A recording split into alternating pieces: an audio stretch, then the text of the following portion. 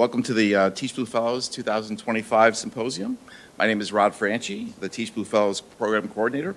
I'm also a secondary social studies instructor here at Marsal. So recently I was asked to talk about the Teach Blue Fellows program at a staff meeting, and I was offered up to 20 minutes to speak. When I heard that, I said, wow, 20 minutes, that's pretty generous. The reason why is you should know that before I started working here at the Marsal Family School of Education, I taught social studies at Novi High School for 26 years. No one was allowed to speak for 20 minutes at a staff meeting. In fact, I think some of my colleagues may have roughed me up a little bit in the parking lot if I had tried to do that, and those are my friends. Anyway, I will honor that practice today and keep my remarks brief. Or briefish. So anyway, I'm proud to say that I was a teacher of AP US History, Civics, Economics, and AP Research, and I want to talk a little bit today about context. As a social studies teacher, I always believed that a crucial part of my mission was to provide my students critical context to the complicated problems of our world. And even more importantly, to teach my students to look for context on their own. That was my mission as I saw it, all to help students see more and understand more. But what so many powerful media outlets are doing in the 21st century is something quite different. Instead of providing critical context to educate the public, we see the very deliberate stripping out of context when reporting on important issues of the day, like education. And of course, it's not just education. You can name the issue. But what's left are gross mischaracterizations that warp public perception in ways we've never seen before in this country. And unfortunately, this trend accelerates upon itself every year, and so that in 2025, we are awash in mischaracterizations. And that's not to say education should be above reproach. There are plenty of valid criticisms from the left as well as some from the right.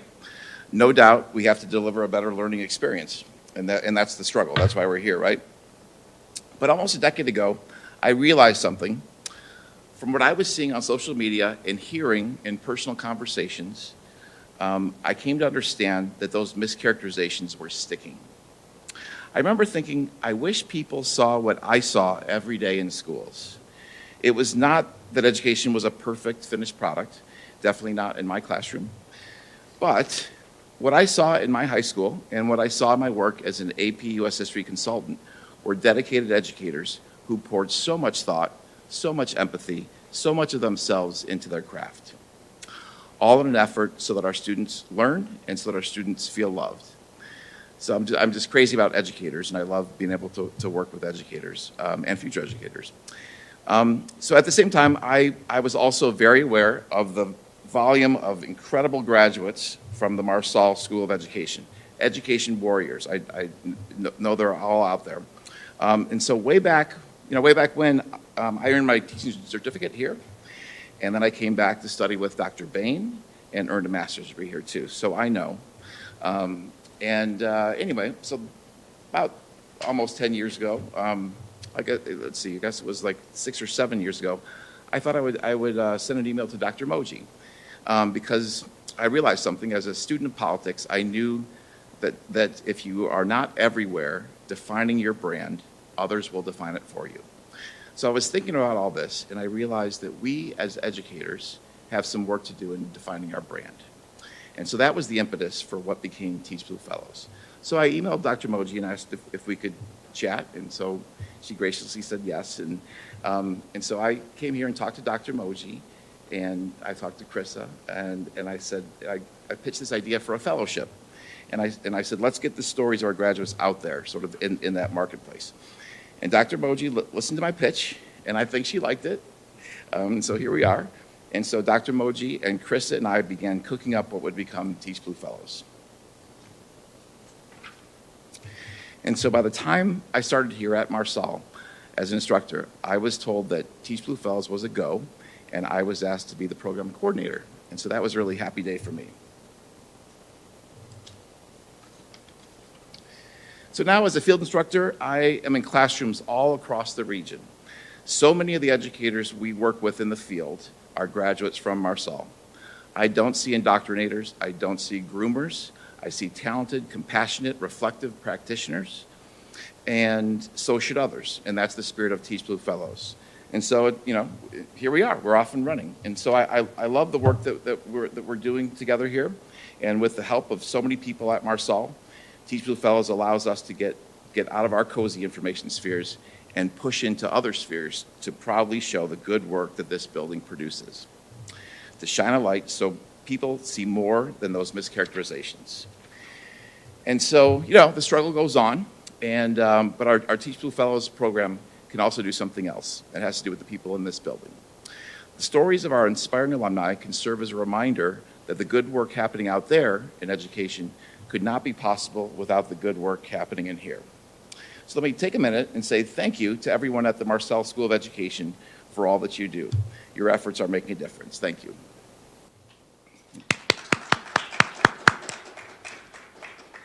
All right, so what is Teach Blue Fellows? Well, here are we have 6 fellows in our first cohort, and you can see 5 of them are here. We're going to hear from Luke Wilcox. He sent in a video. He's on a family vacation that was already scheduled, but we're going to get into tell you a little bit about how the program works. Well, here's the program agenda, and so we're here from 4 to 6, and we're going to hear from the fellows. We're going to have we're going to hear from Dr. Moje. We're going to have a short roundtable. And we're going to meet a couple of our new fellows as well. Okay, so Teach Blue Fellows fits into the Teach Blue initiative, and you can see us up there in the elevate part of toward the top of that arrow. So it fits nicely into that program. And here I tried to show what this program is on one slide. And so we asked the fellows to be these graduates to be fellows, and we started them about a year ago. We asked them to come up with problems of practice. They defined those problems about a year ago, and then what we do is they report on how this project is going in real time. So they file accounts. They file accounts here. So they like in blog form. I'll show you our website in a few minutes here. And so they worked through their problems, and we have work sessions every so often. We've had 4 of them throughout the year. And then we pair them up with faculty partners right before the summer last year. So that's an important part of our program. And through that, our fellows, they got a little smarter about their and so they worked through that. And then by the fall, they had improvement plans. At one point, they were called solution plans. Dr. Bain reminded me, you can't really improve or solve problems. You can only manage them. So, always trying to be the best student I can, Dr. Bain. So, we did change that. So they went through the year, the fellows, and they implemented their programs, and they followed the council on the way. And here we are at our symposium. So this is Teach Blue Fellows in one slide. It's basically like, they're defining a problem, they're filing accounts to explain how that problem's going and how their improvement plans are going. But I should tell you that when I present to the staff, this is the slide that I use. Try to explain to the staff what we're doing, and then this is the one that I use for faculty. So there we go. All right. So anyway, this is our program on one slide. And here, you can see in the bottom left corner, there's a website there for if you want to check out our accounts. So those are there. Most of them are in blog form, so they're going to have a total of 5 accounts. Most are in blog form. I did do interviews with the fellows, and those are being produced, and those will be put up. And then our final account will be here today, the 5th account. So we hope you check out our site.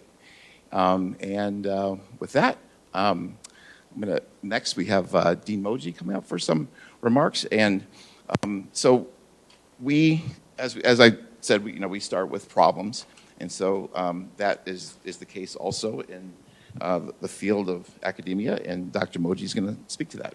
Okay, do you want the phone? Thank you. Well, thank you. Let me start by saying welcome to everyone. It's great to see a nice crowd here today. And of course, welcome to our fellows. I'm hoping that at least two of you don't talk about how many years you've been in teaching, because one of you was in my first class here, and it wasn't my first rodeo either. So let's just keep that part quiet, okay?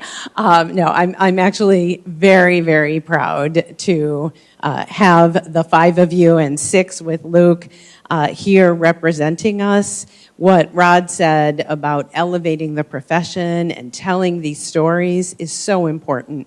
You are ambassadors for this profession, the most important profession, right? It is the most important profession because it actually has an impact on every other profession. And it is social justice work, if we can still say that today.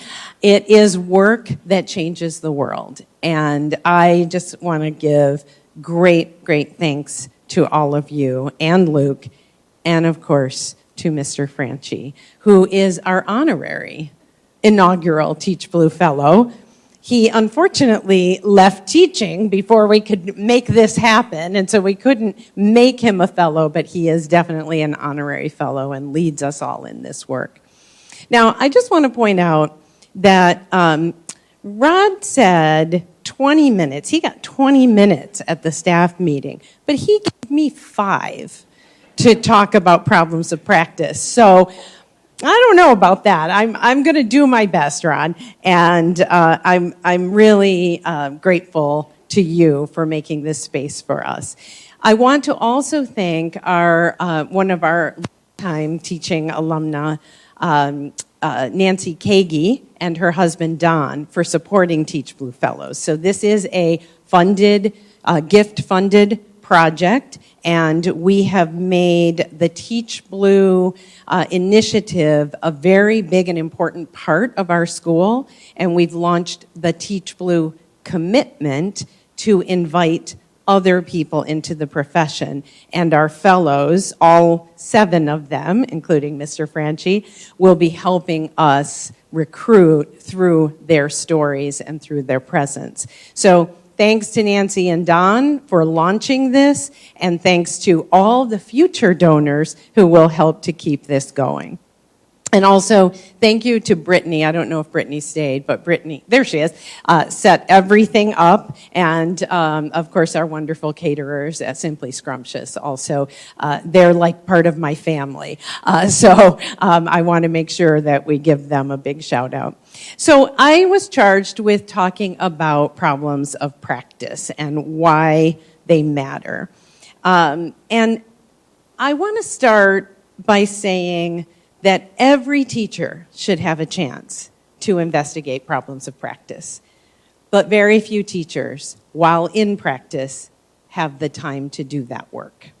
So this is an opportunity for us to really embrace this and to think about how we can take this forward to make it a more routine part of schools. Now, probably the work you did would not be something that would be feasible without the kind of support you had.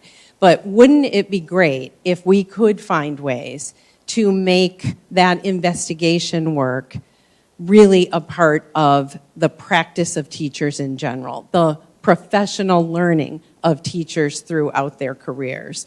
If we could figure out how to do that and get schools past those kind of, dare I say, canned professional development activities that many of us are asked to go to, when in fact those professional development activities don't address the problems of practice that we're facing, that would be incredible. So that's another part of this work, is actually trying to build some models for how we might all rethink professional development. And again, really thankful to Rod for that leadership. Now, I'm going to talk about why problems of practice, but also what it takes to really engage in thinking about problems of practice. So I know you might say to yourself, well, of course you want to study those problems that you have in practice. But that's actually not what problems of practice are all about, right? It's not about the daily, everyday, gosh, how am I going to get Freddie to sit down and actually engage in a conversation with the rest of the class about math, fifth grade math. That is part of a problem of practice, but it's not sort of the issues or the problems that you face on a daily basis. It's the larger, big questions about maybe why Freddie doesn't want to sit down. What is going on with the math? What could we do differently? That's really thinking about a problem of practice. And so I'm going to argue, and I'd be curious to hear if you all agree with this, that problems of practice require 4 things. So I have 4 big points that I want to make. First is that we have to commit ourselves to continuous improvement, right? And you saw the improvement plan idea. And that means that we have to own problems of practice. And I learned this as a young teacher where, I found myself thinking, why won't they read the Federalist Papers? I tell this story a lot when I teach historical literacy. What's wrong with these 16-year-olds? They don't care about the Federalist Papers. What? Can they not read? What's going on here?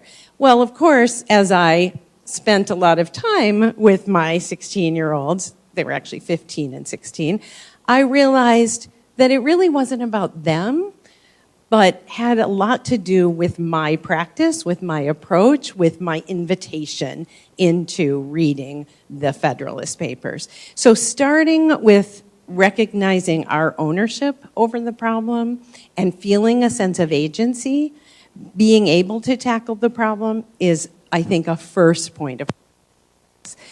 A second is to turn to design thinking. So how many of you are familiar with design thinking? Oh, good. Excellent. Great. Well, you better be, Ravi, as you teach at a school where we teach design thinking. But design thinking really begins with not, you identify a problem, but not then trying to figure out a solution. It takes you to why. And in fact, there's a process called the 5 whys that we walk ourselves through as design thinkers. Why is this a problem? And really pushing, you could probably do 50 whys, but asking 5, why, pushes you to question, to really dig in to the question. And from there, we can then start to ideate on solutions or how to manage the problems, in Dr. Bain's words, as opposed to trying to rush to solving, right? So design thinking. First, own the problem, continuous improvement. Second, design thinking. Third is building a professional community. So I think probably all the veteran teachers here have professional communities, right? You have people you turn to, and you're not just turning to them to gripe about the students.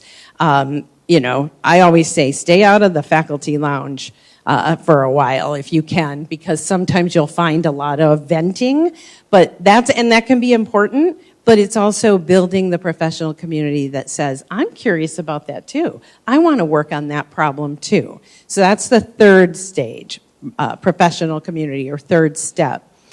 And then finally, and you know where I'm going to go with this, in The Godfather, they take it to the mattresses, right? You know that language? I say take it to the literature, take it to the research, start investigating. What have others learned about this problem? How can I learn from that? And how can I investigate myself? So go to the mattresses, go to the research, and really study and bring your ideas back to try to put them into practice. And then start again. Continuous improvement. So for me, that's what problems are all about. That's what we do with problems of practice. And that's why they matter, because they help us really build that sense of agency and not give in to the frustrations. There are so many systemic challenges in education. they got bigger in the last several months. And we've got to always commit ourselves to being agents for change and models for our students and for the future professionals. So with that, I'm going to say, great work. I'm excited to hear about your problems of practice and your improvement plans. And I'll turn it back over to Mr. Franchi. That'll be all right, yeah. Okay, we're going to go ahead and get started here with our fellows. Each one, they're going to give a 6-minute talk, and then we're going to have 6 minutes of questions. You can see throughout on the tables there are some mics, some portable mics there.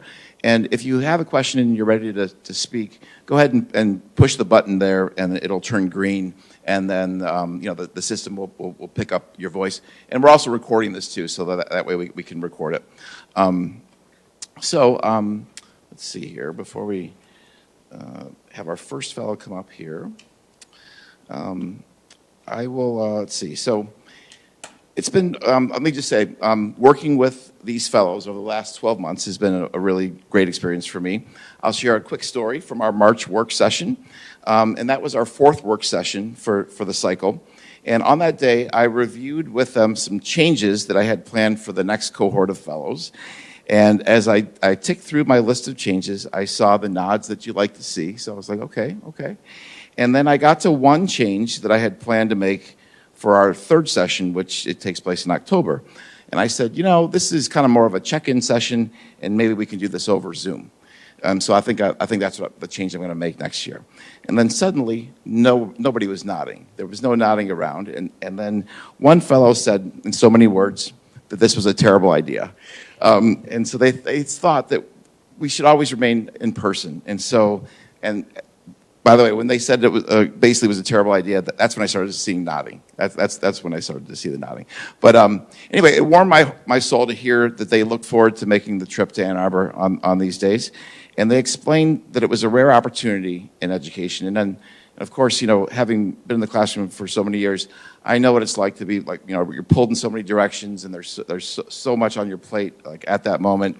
And they explained that, that this was an opportunity to have kind of like to be able to time box, to actually like just carve out some time and just think through some problems they were trying to work through in their classroom, and then do it with smart colleagues. And so it was really wonderful to hear that they really valued the program and the time that we've spent together. So anyway, all right, let's hear from the fellows. And first we have Maria DeRosia, and she's going to come up and talk about early math numeracy.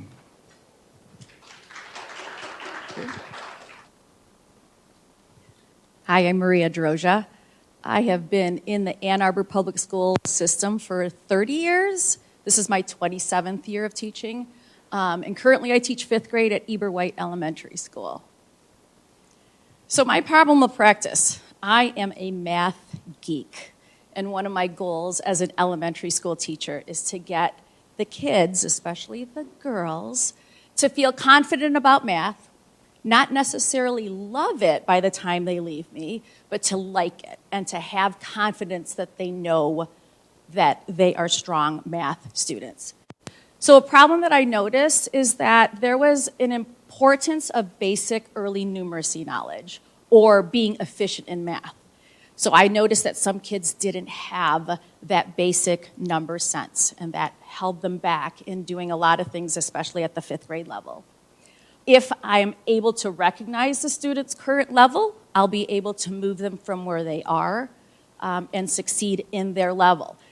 When I'm trying to teach common denominators and fractions, and they can't even add and get number sense with tens, I know that there's some deficit that they need and they're missing. So if we are able to recognize the problem, we can make data-driven instructional decisions to meet the needs of a diverse range of students within a classroom. I teach all subjects, and in math, I've got a range of kids who can do 6th grade math. I have kids who are in 2nd grade math. I have kids who are average 5th graders. So trying to teach to that wide diversity is very difficult. So that's where my problem of practice stemmed from.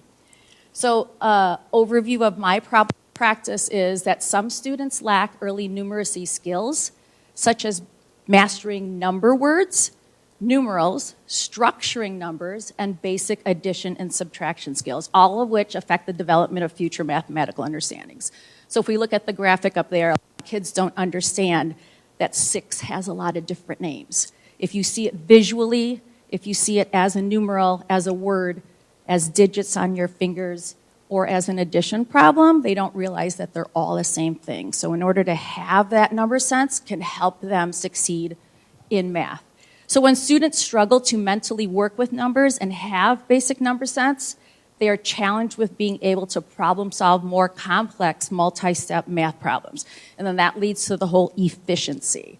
I have kids counting on their fingers, and it holds them back from doing long division because they can't subtract without having to count. So where is that deficit line?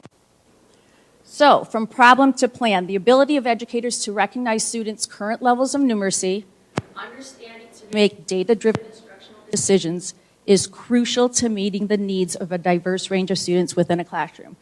Early numeracy development is just one facet of a student's mathematical thinking. So my question was, what if teachers can implement new knowledge in their teaching practices knowing the students' early numeracy skills? Where are their deficits? Where are their holes? If teachers are able to do that, they may be able to improve instructional decision-making based on students' actions and explanations. So to start my plan, I was connected with Dr. Silver, and Dr. Silver is here today. Thank you for being here. He provided me with some books and articles that were of high quality, and that's what I found really important, high quality resources, and it pertained to early numeracy. So after reading several of the references that he gave me, one of the things that was brought to the attention of my research was the importance of starting before formal schooling. I can't do anything about that because they're already in 5th grade. They're 10 years old. The kids I have right now, they were in COVID K-1-2. So even if they didn't learn it at home, or if they learned it at home, there was that hole in K-1-2 where they didn't have direct in-person instruction. So the realization was, if it's not done before school, if it's not done in the first formative years of education, what do I need to do, or what teachers need to do? We need to incorporate games, mini lessons in the classroom to try to squeeze that gap. Then the question is, where's the time? So the beginning of my plan started off with looking at their standardized test scores and past performance. So I'm lucky in my district we're able to see their growth that they did in 3rd, 4th grade, and look at their standardized test scores and see whether they grew, they stayed steady. So I looked at that to identify the kids who were struggling. After I identified some of those students, I used an assessment that we had in our district. So we're lucky in our district that we have screener assessments to screen numeracy skills. So I screened the kids who were struggling. After that, I set up small groups or centers as a part of daily math. So they're still getting 5th math because that's an important thing in my philosophy. Even though they struggle, they need to be exposed to their current grade level.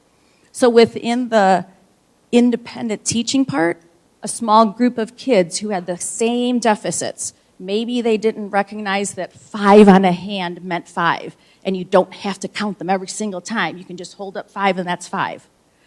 Or the kids who don't recognize that visually the number 6 on a dice is always a 2x3 array. So I met with these groups that had common deficits. Actually, I set them up first. I had to figure out who needed to go where.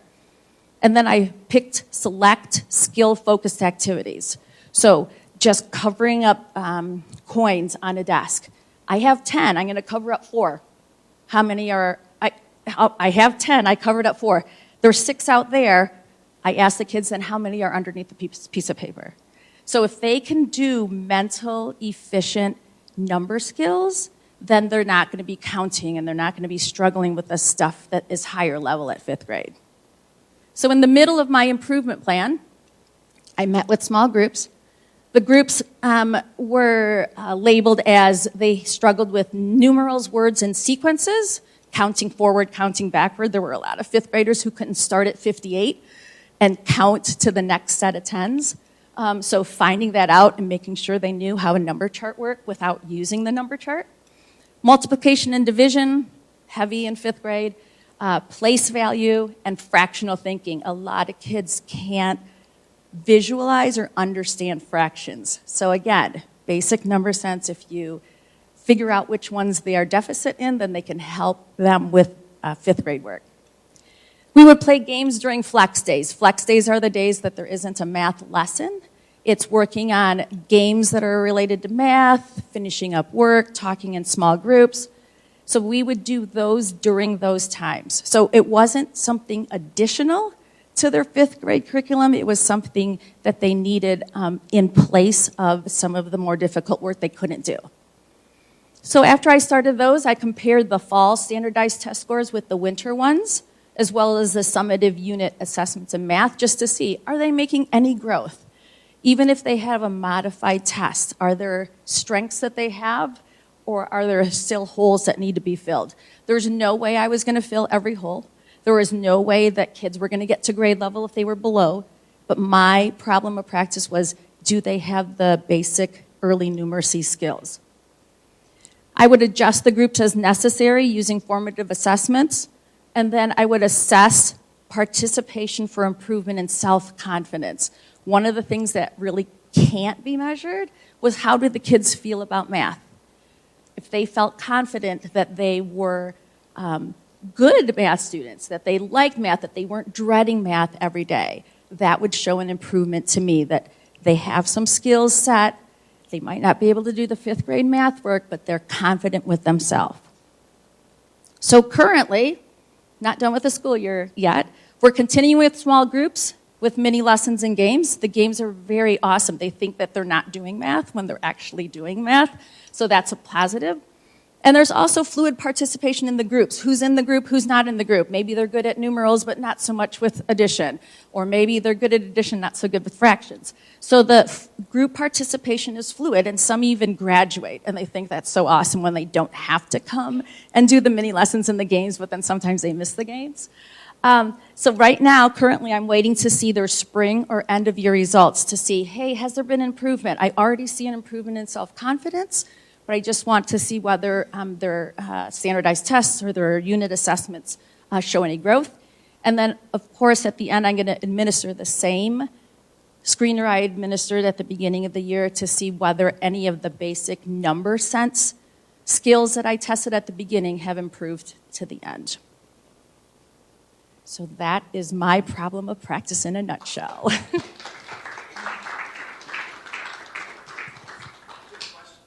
Oh, yeah, yep.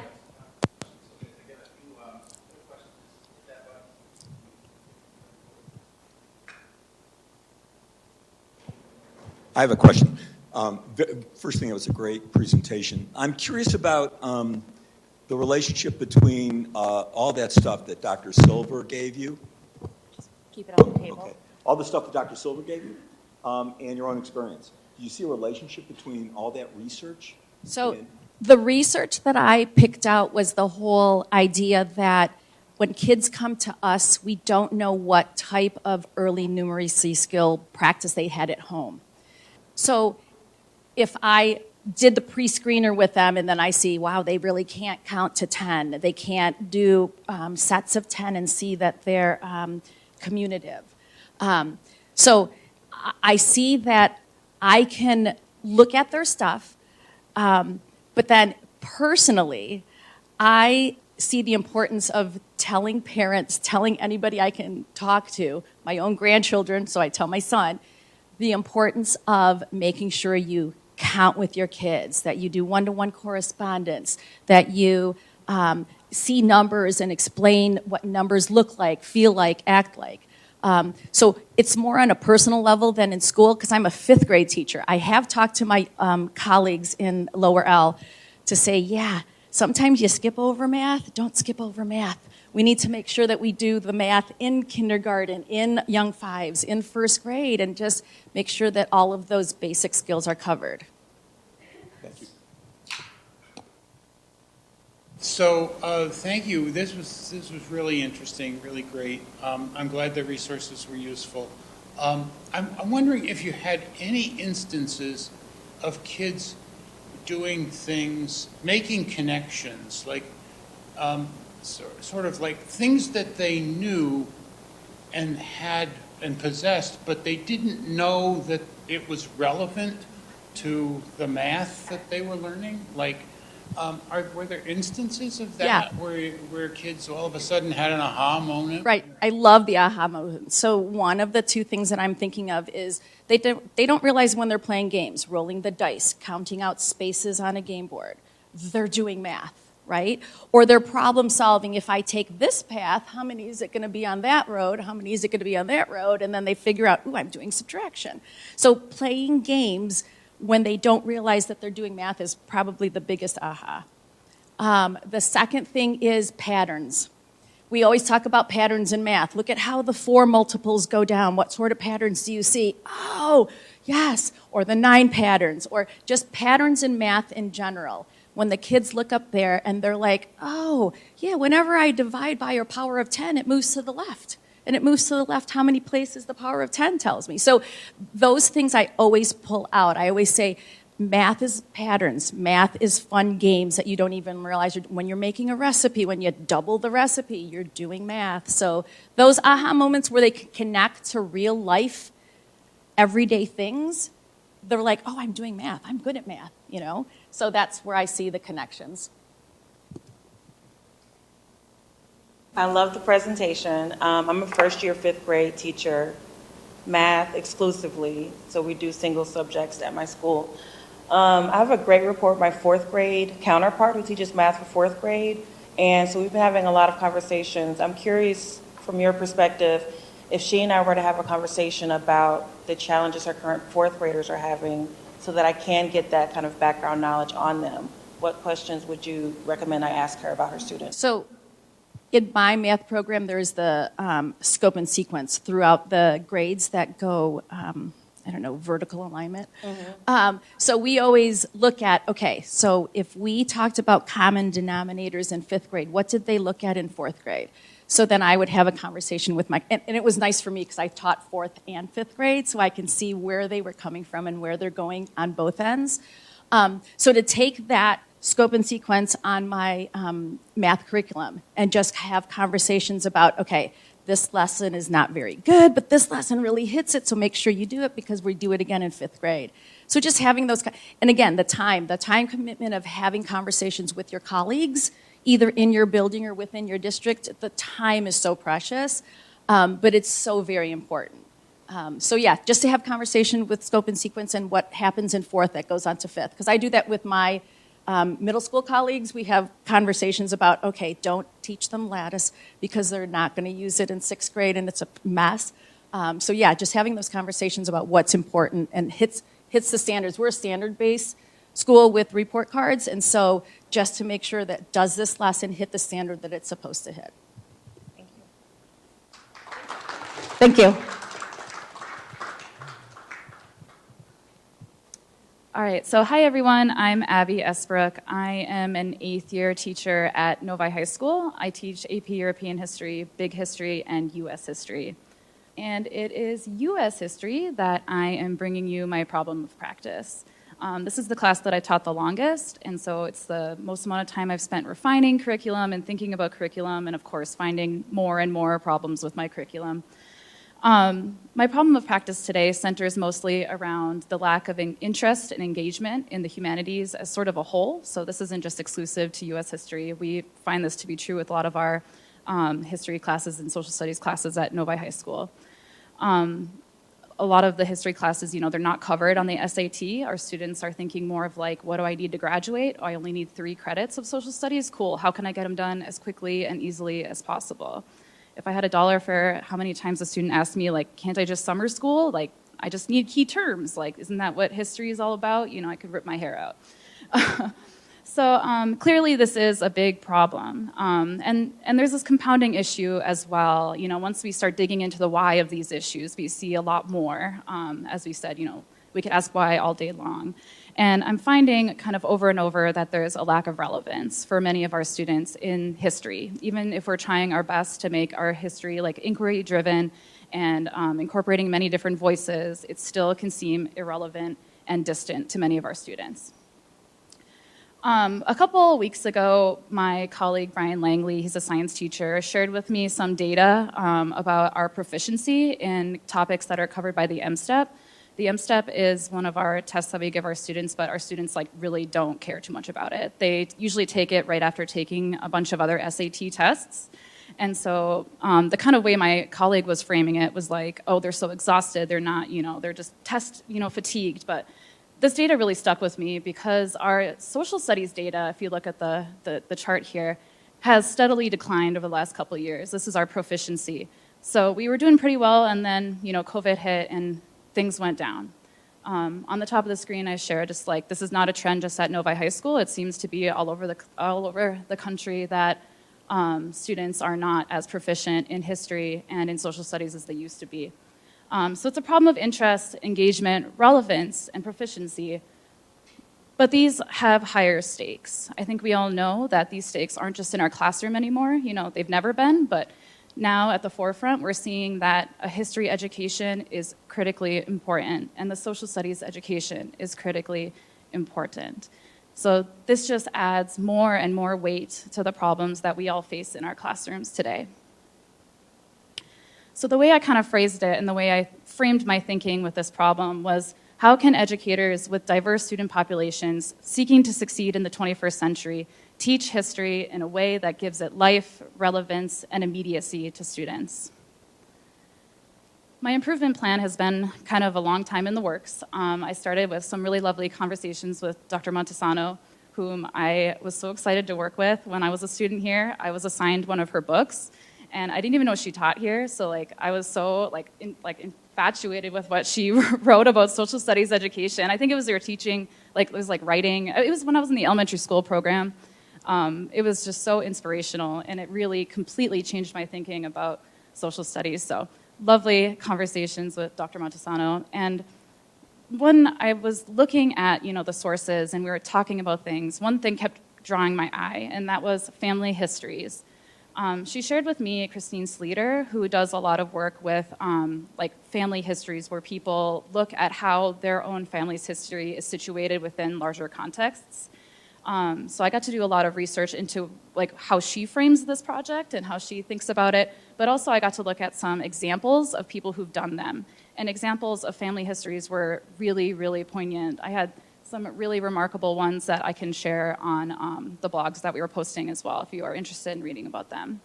But what family histories do is they position students as active producers of history rather than passive consumers. And that's really one of the things that I was hoping to tackle with my problem of practice. How could I make this more living and breathing rather than just something they're seeing and consuming? A lot of the examples of family histories I looked at were mostly one person doing a deep dive. So one of the big things I had to consider too is what could this look like in a 32 student classroom, which is what I have currently. And then scaling up from that even, so how would this look like if it was a capstone project for all of our students at Novi High School?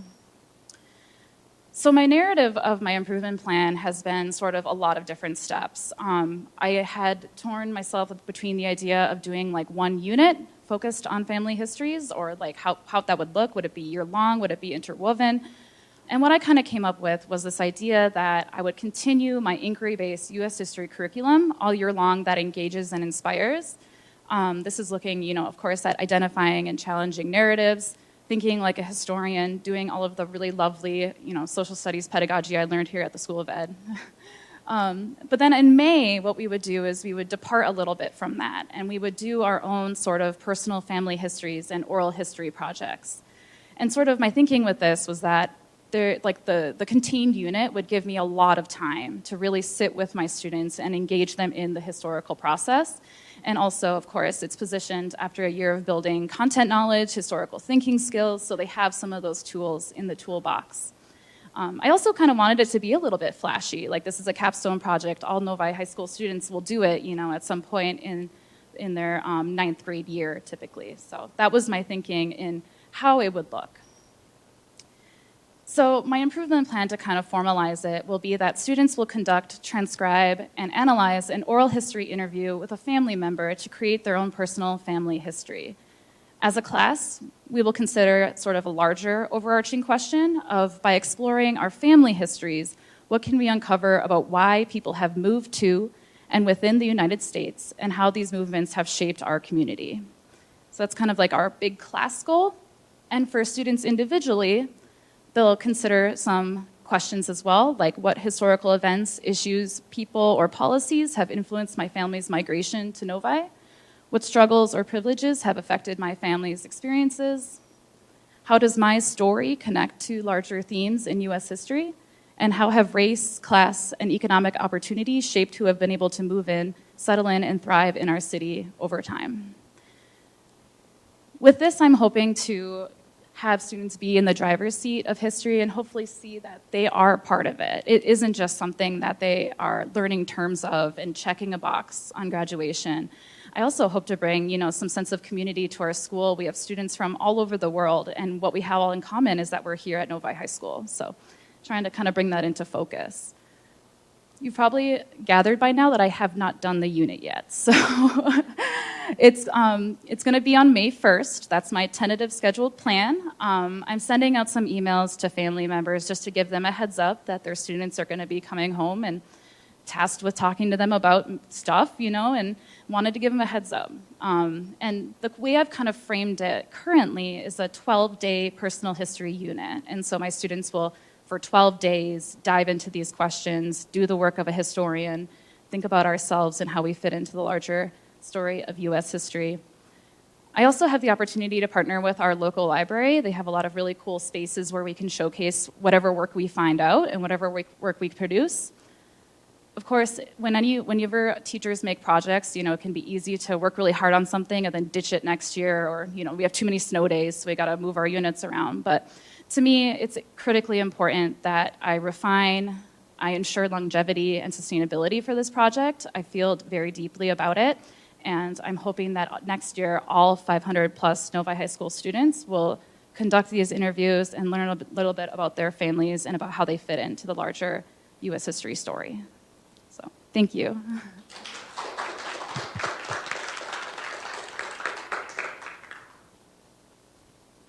Abby, this is terrific, and I'm looking forward to hear how it turns out. So let me ask the question as you have a couple of weeks now before you launch this. Yes. After teaching there 8 years and knowing this idea of how challenging it is for students to take up their own inquiry projects, what do you anticipate will be the largest problems you're going to face in navigating it for the next 12 days? Yes, so actually a whole subset of my problem of practice is all of the problems of practice that is springing from this problem of practice. I've had a lot of things I've considered. Some of the things that have been on the forefront of my mind are my students who may be nervous or uncomfortable with sharing their family's history, or maybe their reasons for being here or how they're here, and sort of balancing that, making sure they don't feel uncomfortable or that their family is sharing information that isn't safe for them to share. We have some sort of plans in place for students who may not have a family member to interview. For example, we have some staff members who have recently moved to Novi. I've lived in Novi for a couple years now. So we have some different ideas for students just in case, they want someone else to interview. But there are a lot of other issues as well. And I'm anticipating one of the big things is that this unit's going to look really different next year because I'm going to look at how it went this year and probably change a lot to accommodate. So. Yes.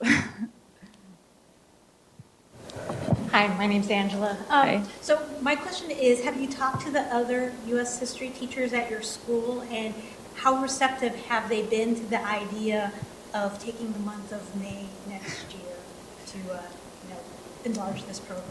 Yeah, so that's a really good question. I'm not the only U.S. history teacher, and I am kind of the person in my school who's always trying to do stuff. People are always telling me I'm doing too much, but I'm kind of used to it. They're going to be excited because I've made it all already, so I'm going to be look at this cool thing, No, I think a lot of my teachers, I've actually had to like get them to chill out a bit because they're like, oh, let me do with you now. And I'm like, no, let me work the kinks out first. Like, let me try to do it on my own. So I have a lot of colleagues who are really excited to do this, and they have seen the need for sort of an overarching capstone project for U.S. history students. We all want to see history, being done by our students, and I think that I've hopefully done a good job on selling them on this project. Yeah. So I'm curious about how, this is really interesting, and how you think about optimizing the connection between the curriculum that you're expected to cover in this course and the family history project. There was a bullet that you had about the events and the historical events and so on that influence people moving to Michigan, for example. I can imagine that in some cases that will be really obvious. Like families will know what the impetus was. But a lot of times those things are kind of embedded in life at the moment. And it may not pass in oral history as to what the motivations were always for moving. So I'm just curious about how do you see surfacing some of that? And what's the interrogatory basis for getting that out so that kids can see the connection between the history that you're peddling the rest of the year and what they're learning from their family histories, which they may not have seen as connected. That's a wonderful question. The first thing that came to my mind when I was listening was that Dr. Sleater has this really great chart that she uses when she's having students do family histories. And my students are familiar with the push and pull factors for migration, and she has a push and pull factor chart that has even more elements. There's privileging factors, and there are all these other maybe less key termsy things. Maybe not all my students will be impacted by the Immigration Act of 1965, right? But maybe some of them will be able to speak to how their family found themselves in this community versus another community in Southeast Michigan or wherever else in Michigan. So I'm hoping that I'm going to give them a lot of things that will spur their thinking and spur their conversations with their families. And so I'm not just kind of tossing them in to sort of say, figure it out yourself. We'll sort of look at it from a lot of different dimensions. Thank you guys so much.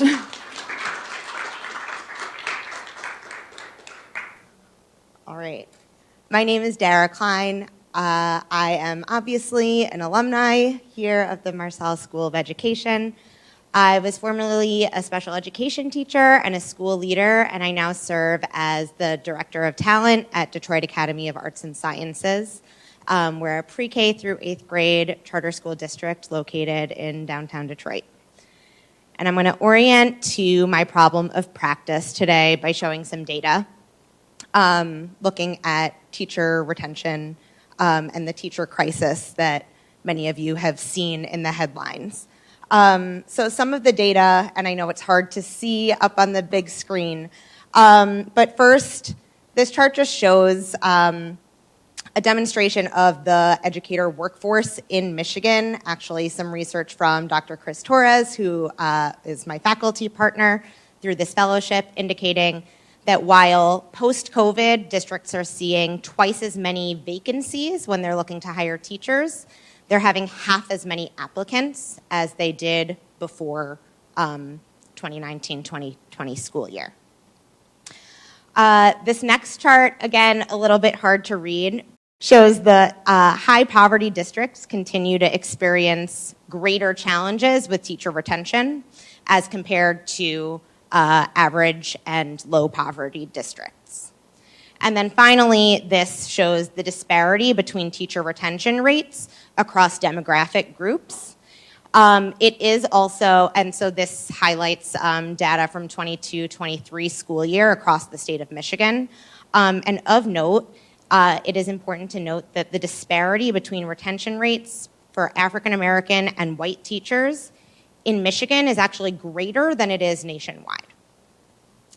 So zooming in on my problem of practice, as the director of talent, I oversee recruitment, retention, and our overall talent strategy. And recognizing that teacher retention remains a struggle across the country right now, but particularly in high-need schools. So I sought to look at how can innovative strategic staffing solutions help us attract and keep the best teachers in classrooms. So like I shared earlier, I was lucky enough to have Dr. Chris Torres as my faculty partner, and he shared a lot of really interesting research with me, including an article that he wrote in starting to research teaming initiatives and team teaching. And so what really stuck with me was referencing this egg crate model of school. So the graphic looks probably very similar to the schooling that we all experienced, right, in elementary school, a one teacher, one classroom model. So think of an egg crate where things are isolated in silos in different classrooms. And so while Dan Lordy wrote about this model of schooling in 1975, it existed long before that. Most schools really haven't innovated from this model since then, and we're now in 2025. So how can we think differently about the way that we are staffing our school buildings in order to improve teacher retention and support students better? So my improvement plan that we set about this school year is in partnership with a couple of other organizations through a grant from the Michigan Educator Workforce Initiative. Our district has partnered with Arizona State University's Next Education Workforce, providing strategic planning and support for launching a team-based model. And so we're piloting this year in our kindergarten and second grade teams. So this model is thinking about a paradigm shift in the way that we're staffing our schools. Moving from that one teacher, one classroom model and having one teacher of record to having a team of record. So teams of teachers wrapping around a shared roster of students. So why this, I was really excited about this in my school in particular. DAS has implemented a really exciting program, our model teacher program, where we have some absolutely exceptional practitioners leading their teams as model teachers.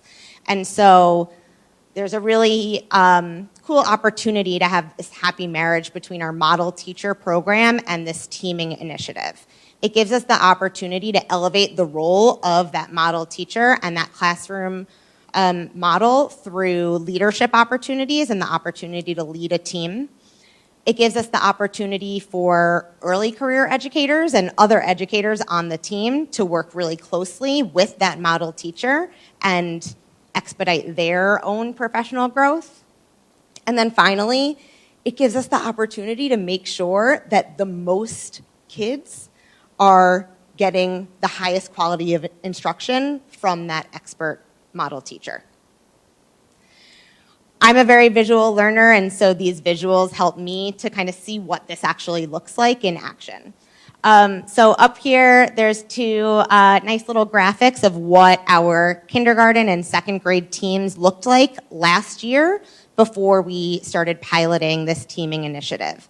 So in both of the teams, you see we had a model teacher in their little egg crate with about 20 to 25 students. These students were in a one teacher, one classroom model for the most part. Teachers had some shared planning time, they had some collaboration, but the direct interaction between students and teachers across teams was limited. Flash to this year, we have teams of teachers wrapping around, again, that shared roster of students. Now, this does not look like one large room with 125 kids in it all day, every day. Absolutely not. First of all, we don't even have the facilities for that. But second of all, this is iterative work, and we weren't jumping into this completely different spatial arrangement. But this has come from the teachers really leading this initiative on their own. So both the kindergarten team and the second grade team had some planning time over the summer with support from school leaders, with support from some coaches from our partner organizations that were helping us lead and implement this work. And so they had planning time to come up with different options of schedules. So for our second grade, for example, they have their core instruction blocks when they have about 115 learners broken into 3 larger groups, and 2 teachers are co-teaching the lesson at the same time. 2 teachers focus on the literacy lesson, 2 teachers co-teach the math lesson, 2 teachers split the science and the phonics instruction, and then the students rotate between the 3 rooms for their core content. So just a couple of numbers of what this is looking like. So we've slightly increased the number of instructional staff that are on that team. There are some more dedicated support staff rather than just having the core classroom teachers in the one teacher, one classroom model. There's still 2 model teachers, a model teacher in the kindergarten team and a model teacher in the second grade team. But by shifting to this model, we've been able to ensure that 100% of the students in these grade levels are receiving core instruction from that expert practitioner model teacher.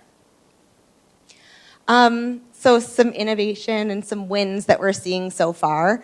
There's exceptional pride in team. So these educators have really, really banded together as a team. When there's need for changes, they're coming together and they're advocating for it as a team, which is really just like a beautiful thing to see. The collaboration is fantastic. They have demonstrated remarkable agility and flexibility, again, with a deep commitment to continuous improvement. This is completely iterative work, and so it is adjusting as the year has gone on. One of the great wins that we've noticed is that there is minimal loss of instructional time. So if one teacher has a sick day, instruction doesn't stop. And the experience for kids does not stop because there is a team of other loving, caring adults that child has a relationship with, even if their homeroom teacher is absent for that day. And the instructional routine doesn't skip a beat. A lot of people were surprised when we chose to pilot this in kindergarten and second grade because they were like, really? You're going to do this with 5-year-olds? But every person who has come to observe and see this model in action is just all of the feedback that we've gotten is like, wow, these kids like know the routine. They are so independent. And so we've seen these really, really young learners develop some beautiful soft skills of just flexibility and relationship building with bigger groups of kids, with different groups of kids, with lots of different adults, with changes in their schedule. And so that's been really, really cool to see how those kids have developed that adaptability. Finally, what's next?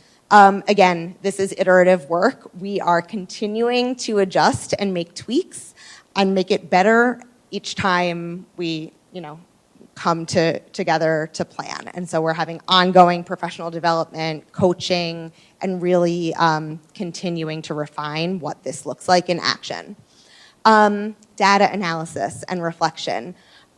We, like Maria shared, are about to head into our testing season where we're going to get some real growth data compared to when students entered this school year. How are they doing right now? But we're seeing some really solid indicators that this is having a great impact on kids. So we're excited to see, how that all shakes out.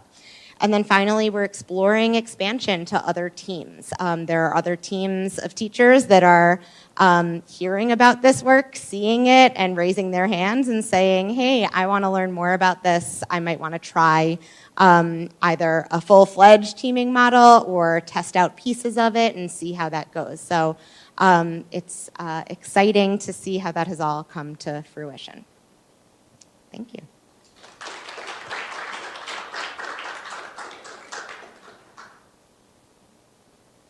What criteria did you use to identify the model teachers? Great question. So we have a rubric developed for our model teachers to be eligible to apply for model teachers, and there's a whole separate application and selection process for that role. But we look for teachers with 5 years of experience, with a history of highly effective educator evaluations, student data that demonstrates significant impact on student outcomes are the rise to the top of the list. First thing is, this is quite interesting, quite great. Your enthusiasm it sells it on its own. My wife taught for a number of years, and also team taught for a number of years, and often talked about the challenge that the team had in one, meeting, two, reconciling differences in pedagogical interactions, and three, trying to be polite about this, fussing over specializations. Yep. Can you talk a little bit about if those issues ever emerged, and if so, how did your teachers navigate them? Absolutely. So that's been a big part of this year, as we've been, learning how that works. And so that's been a lot of our coaching and support from the Next Education workforce. We've been looking at how teams form, norm, storm, and then get to the transforming level. So we have lived pretty much every one of those stages across this school year. A big part of what we've needed to do was, and there have been different reasons for different things across teams, but really reorienting the team in their shared vision and their shared why has been what has gotten them through that storming, and then kind of re-identifying like what are their norms for how they want to work together. And it's ongoing, again. Thank you. We here pilot different iterations of paired student teaching models. And I was thinking about your egg crate model graphic, and I was curious, what does that graphic look like this year? Are there opportunities for teachers to actually share space with maybe 30 students or 20 students? Or what does that look like for this year? Yeah, so, and it looks different at different times of the day and different grade levels, but yes, it is, in these pilot teams, it is not that egg crate model right now. Like I said, so in second grade, there are, for all of their core instruction, there's anywhere from like 40 to 50 students in, it's usually not 50, it's like 45. Students in one room with two teachers co-teaching. Sometimes it's lead and assist, sometimes it's teachers working with smaller groups of students. And so learning about lots of different co-teaching models is another part of what we're engaging in right now to kind of push that to the next level. So you started by saying this was a problem related to the teacher shortage, right? Yeah. So what I was drawing from that was like sort of teacher dissatisfaction because of Absolutely. that. So what I'm curious to know so far, what are your teachers feeling about their work now that they're in these new arrangements? Is there more satisfaction? Are they happier to, For sure. to come? Okay.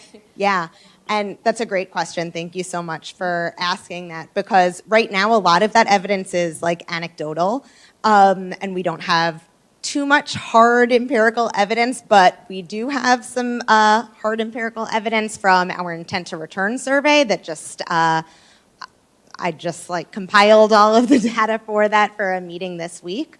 So 100% of the teachers on these teams indicated that they plan to return next year in the same role. So that's exciting.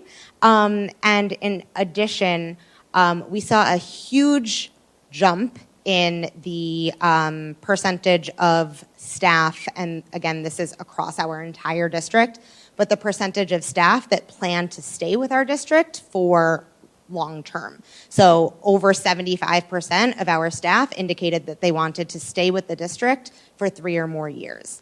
And that was an increase of almost 20%. So we were really excited to see that. 20 percentage points, rather, sorry. You said 100% indicated that they were going to return next year. What would you say is a common percentage? 100 is amazing, but what kind of a jump is that? It's not hard. I don't know it's going to vary. Yeah, I would say that it definitely varies. But I mean, I think there are twice as many teacher vacancies and half as many applicants. So I don't have a hard number for percentage of teachers that plan to return. But we're excited by that number for sure. It's the best it can be. It's amazing.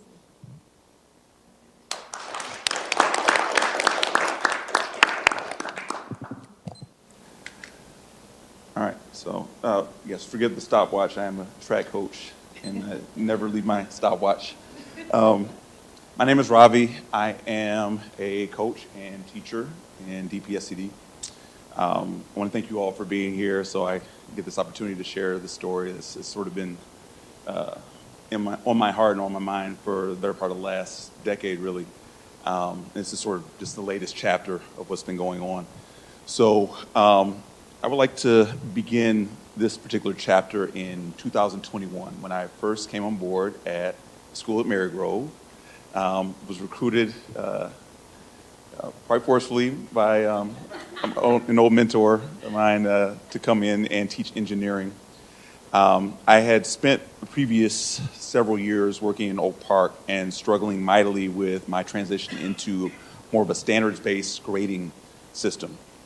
I had become disillusioned heavily over the years with traditional grading and just the ineffectiveness of trying to capture student learning with a performance on a test or a quiz that felt divorced from the reality of true mastery, felt inauthentic at best, and just a way of sorting kids based on things that had nothing to do with their learning, more had to do with their ability to execute on cue, be very quick, and perform without succumbing to the pressures of testing and of that environment.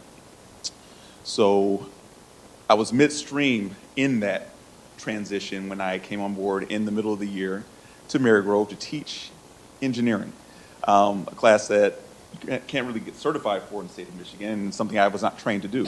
Despite having a degree in engineering, I had never actually tried to teach this form of engineering or even learned much about design thinking in my time at University of Michigan studying engineering. So I was not equipped with the content knowledge necessary to be able to teach the course, and the curriculum was not quite finished.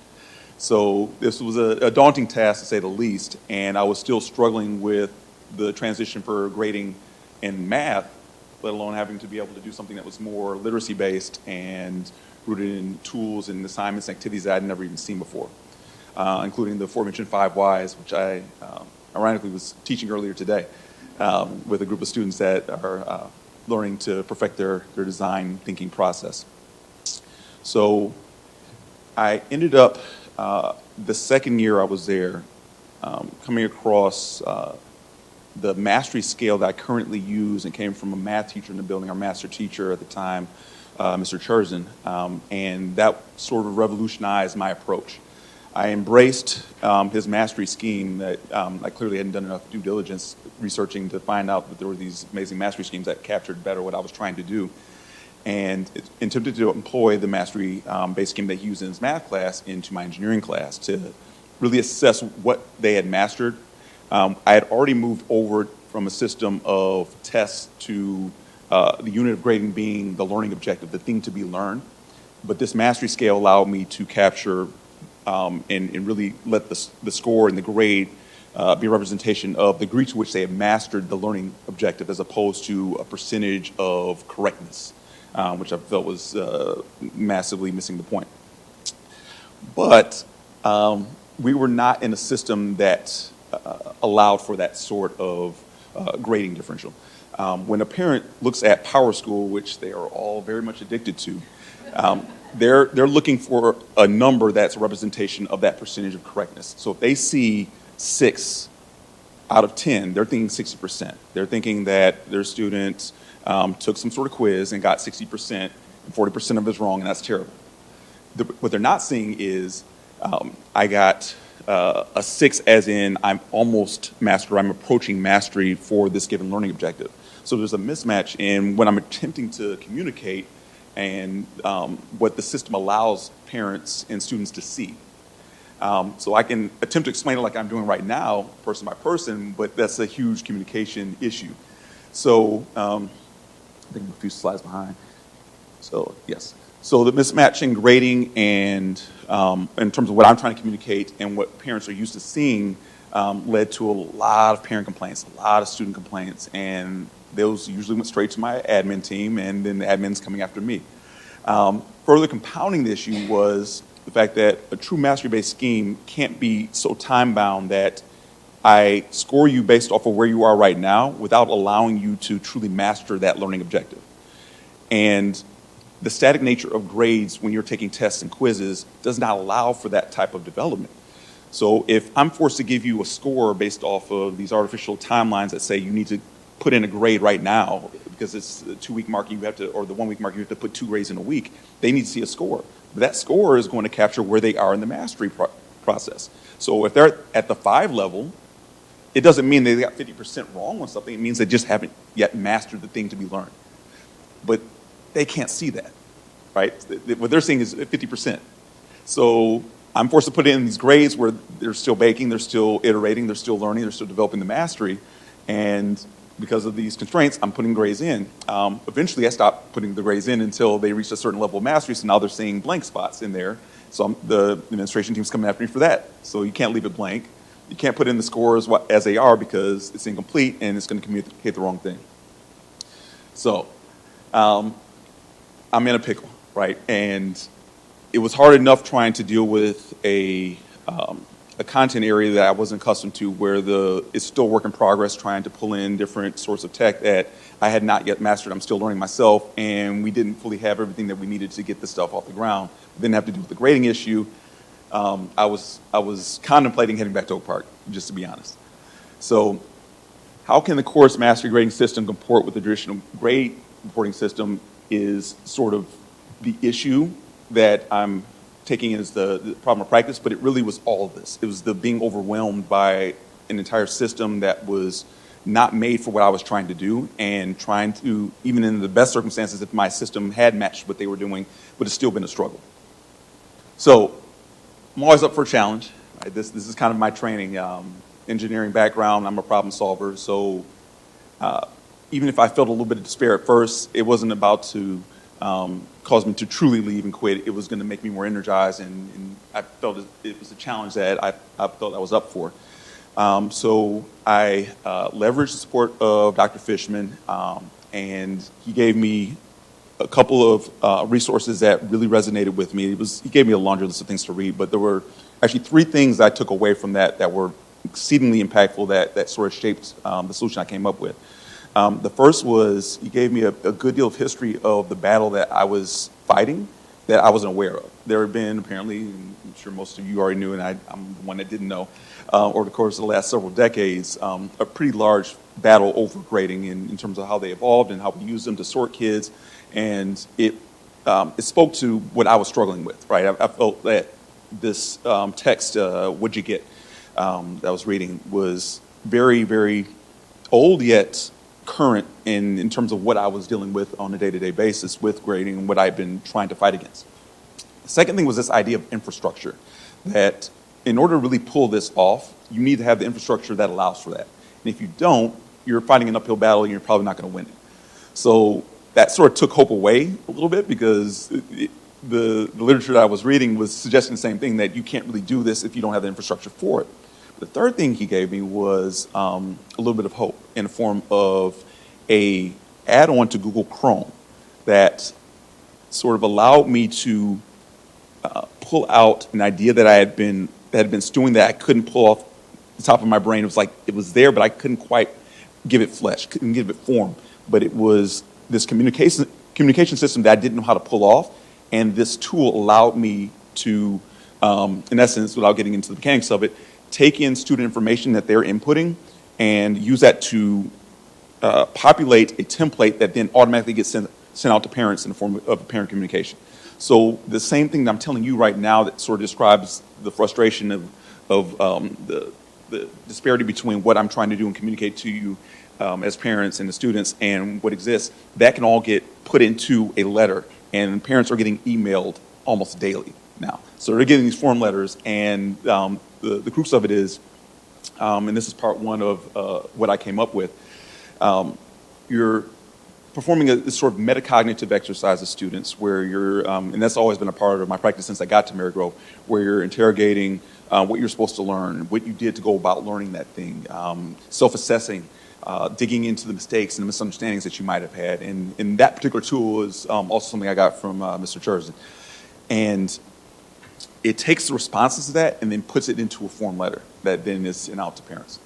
So that, in combination with some new guardrails I put into class in terms of timelines, where I wasn't taking away their ability to have more time to master said thing for a given learning objective. It was an in-class deadline where I'm cutting off the time that you have to work on this in class, which is something I never did before. We would sort of just keep on going, and then things would sort of get mixed from one assignment to the next. But it allowed for me to have a little bit more structure in terms of moving them on to the next thing, but still allowing them to come in at lunch and get tutoring or finish this homework to develop higher levels of mastery.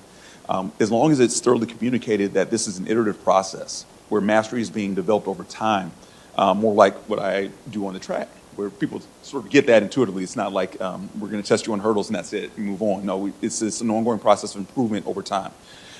In much the same way that we were talking about earlier in terms of what we're doing in our work. Everything is like that. Life is iterative. The learning process is iterative.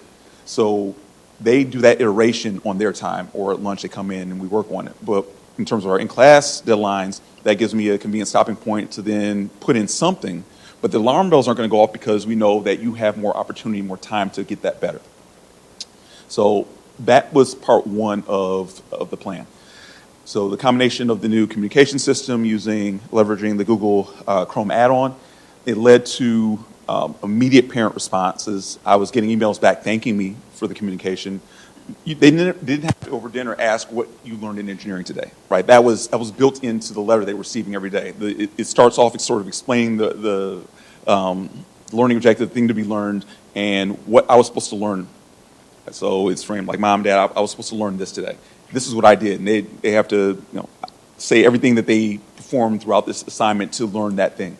So the parents are reading this, and I'm getting immediate thank yous from parents because it's the way it's structured. It comes out of my email, so they can reply directly to me, even though it's taking their students' responses to send it out.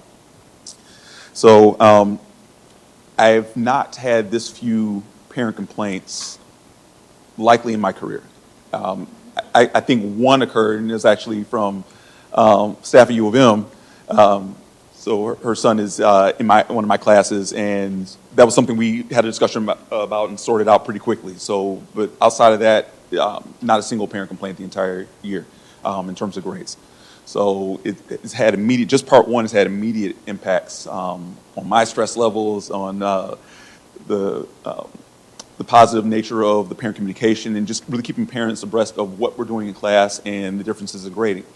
And there's enough information in there where when they see that number come across their Power School screen, they're not alarmed anymore. They know what a 6 means because they see that every time they get one of those emails. It's at the bottom of every single one of, I'll show you the second page of that. It's at the bottom of every single one of the emails that they get. They know what the mastery scale is. They know what the grades are, and there's a lot of exposition that's being repeated over and over from me in this form letter that keeps them aware of what these grades actually mean. So, and this I know you can't see the fine print of it, but this is kind of what they get. An actual copy, a redacted name. So now, part 2 is a work in progress, and this is one of the parts that has actually been on my mind for about a decade. It is a mastery meter, almost in a video game-like way, where you get some sort of visual that allows you to see what your mastery is. And I think that's going to be the real linchpin in communicating that this is not a percentage of correctness. This is a fuel tank to be filled. That represents your mastery. And I even have it rigged so it changes colors as it builds up. So the way it starts with the current template, and it's still in process right now, the mastery scale starts at 4, which is keyed into sort of a translation to the traditional grading system, so it represents 40%. I'm anti-zeros for reasons that we can get into in another conversation, but it starts with 4, and that means that essentially that you haven't started. So once you begin work on it, you immediately go to 5, and that means you're attempting mastery. So doing any work on the subject, now you're attempting mastery. So this is tied directly into my spreadsheet where I keep all the mastery scores. So as soon as I change that, I press a button, this changes for every student across all the classes just by changing those numbers. So this will get updated, so they will actually see this go up as their mastery score goes up. And it's constantly being, the communication constantly is that this is a work in progress. Even the language of it, you're close to mastery, you're developing mastery. Everything is about getting higher and higher in terms of your level of mastery in somewhat of a video game-like way where you're just getting better and better, and this visual sort of represents that. And once you hit mastery, which is tied at 8, which equates to a B, it changes color to green. At this point in time, I'm satisfied that you can move on. You've reached the mastery that I'm dictating is necessary for this particular grade level, so you can move on to the next thing. It doesn't need to stop there, though, because mastery is continuous. It keeps on developing, and 10 isn't even the top. That's the top that I feasibly think that you probably were going to get to, and I'm within the course of this class, and I'm not going to grade you higher because of getting anything higher than that, but I think that I'm probably at a 15 on some of these things, right? Like that scale does not end just with 9 or 10. So hopefully I can shift their thinking to the point, or help them to shift their own thinking to the point where when they see the 8, they're still not satisfied. A few of them are at that point, it's like, well, what do I need to do to get the 9? What do I need to do to get the 10? And having that ongoing conversation is critical to my practice, where they're now taking ownership of the learning process, and it's a communication between teacher and student, where they're seeking out what they need to do to show in evidence that they have mastered this to me. So that becomes their consuming desire within with the framing of their work, not to fill out things, not to perform on the test, but to actually show genuine mastery of the thing to be learned itself. So what now? The greater student-parent understanding of grading system is something I think I've largely tackled. The consistency with meeting the grade reporting standards, that has been set, and the parent-student complaints have been greatly reduced. I believe that I've achieved greater efficiency and reduced workload, but the mastery meter is still under construction. I was hoping to get this up and running before today, but I haven't quite gotten there. Just been bogged down with, surprise, surprise, grading. The quarter ended last week, and I still, even with the guardrails in place, I still had a mountain of grades because they take full advantage of the time that they're given. So I get a ton of stuff right at the end of the quarter, and I'm still processing it, trying to get through. So haven't quite been able to, with the start of the track season and the end of the quarter, been able to get this up and running. But I know by next year it'll be something I can start with if I can't get it quite up and running. But I'm pleased with just the part 1 of what we've done. So I'm going to, as with everything, it's in the process, I continuously update the system. I remember one of the early innovations I made with part 1, I only had space for them to write one email address, which is something that triggers the email being sent out. So someone complained, well, this went to my spouse, but not me. How can I facilitate getting this also? So the next iteration had space for 2 email addresses. So things like that, I'm constantly tweaking the system I've created to make it more functional. I need to get part 2 up and running. Again, still tweaking it, still perfecting it. There were some, without getting into the technical aspects of it, there's some issues with trying to do an Excel template, not Excel, Sheets template as opposed to a Forms template. but I'm confident I'll get that settled pretty soon. But the big task is going to be scaling this up, because so much of this is dependent upon my ability to master something that's not something that's necessarily easy to do. So to really scale it, I would need to find a way to make this user-friendly. So to package this where others can just take it and run with it with minimal lift, and not have to do the things that I'm doing where I'm spending hours and hours trying to perfect and fix and tweak. And also, this isn't a free utility. So the things that the utility is doing, I understand them on a logical level, but I can't quite produce it on my own yet. So I might need to seek some assistance. My older brother and younger brother are both in IT, and they sort of do this thing. So they probably could support me, or if I can find other sources of help, then I might be able to get a free version of this going where it wouldn't depend on teachers having to pay $100 a year or whatever I'm paying to keep that going. All right, so any questions? Let's see if we can have one really good question, and then we're going to keep moving from here. But the 6 o'clock hour looms, and so we want to get as much in as we can. If people have to leave at 6 or whatever time, please feel free to do that. But we're going to keep going. We've got a short sort of round table afterwards. I'll jump in. First of all, I really appreciate the work that you put in, especially tackling grading, which we know in education is a big issue. I think my question is, which one are you most excited about and you can attribute success to? Is it the completion of like getting to mastery in terms of grading, or is the plan that you have around communicating what it looks like? Because I'm wondering, is the success that we've seen with the parents more around communication? Because you have like part 1 and part 2 all around communication. So I'm just wondering, what would you attribute the greater success to? It's the communication. I'm fully confident that the scheme I'm developing and what I'm running with works well. But the big impediment is it hasn't been sold. Right, and that's something that I've been sort of convicted with from early years, where I would have these great ideas, but a great administrator years ago told me that it's not useful if people are following you, right? So the communication aspect to me is everything. If you can't sell this, nothing else matters. You have to be able to get them to believe in it. And if they do, it'll work. It'll work itself out.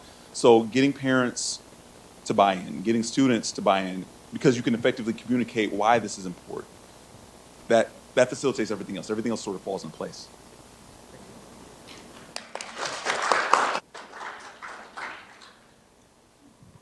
Well, hi, I'm Jen Tianen, and this is not built for 6 minutes, but I'm going to do my best.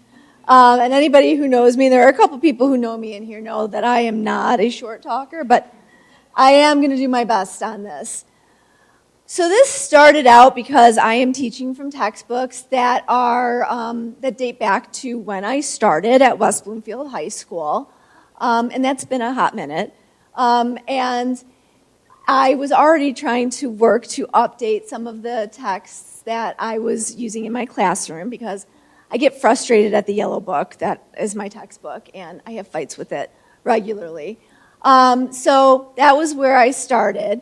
And then, as any English teacher knows, there's been 1 million debates about the canon and what should be in the canon, what shouldn't be in the canon. We're always fisticuffing and, fighting about it.